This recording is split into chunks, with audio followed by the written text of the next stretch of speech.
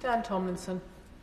Thank you, Madam Deputy Speaker. And may I start by thanking the member for Whitehaven and Workington for bringing this bill forward. And I'm proud to be a co-sponsor of the bill and to have worked with you on it and to have worked with the member on it.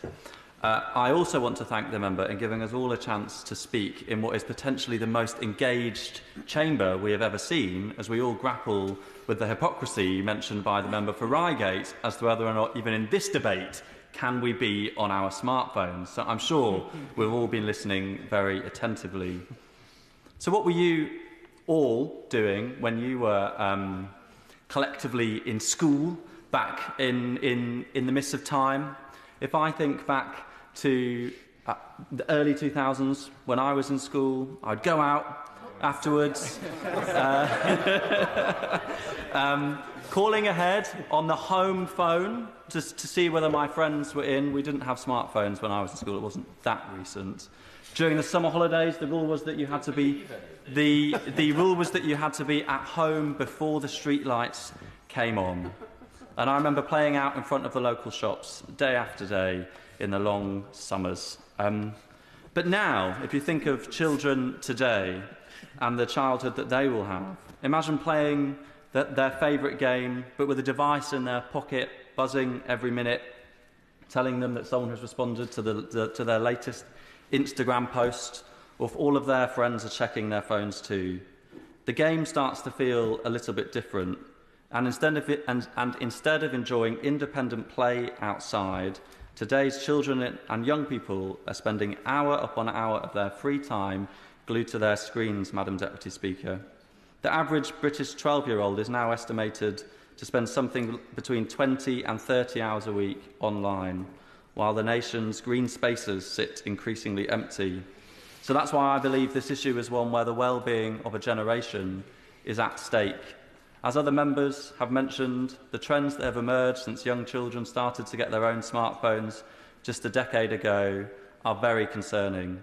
I'm worried about the heartbreaking rise in suicide and self-harm, rising depression and anxiety, online bullying, the things that children get exposed to through the devices in their pockets, and about the 46% of teenagers who say that they are using their phone almost constantly.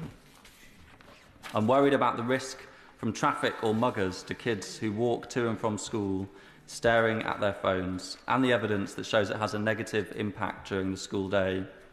And it's not just tired old dads like me who are concerned.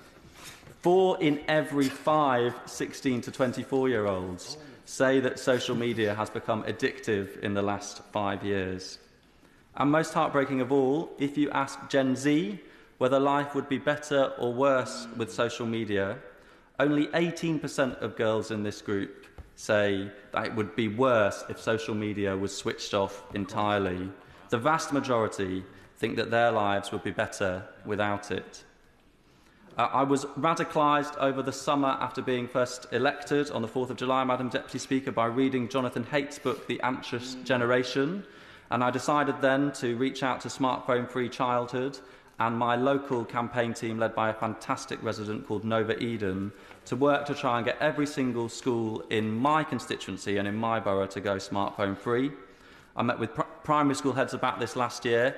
Every single one of them said that they were 10 out of 10 concerned about this issue.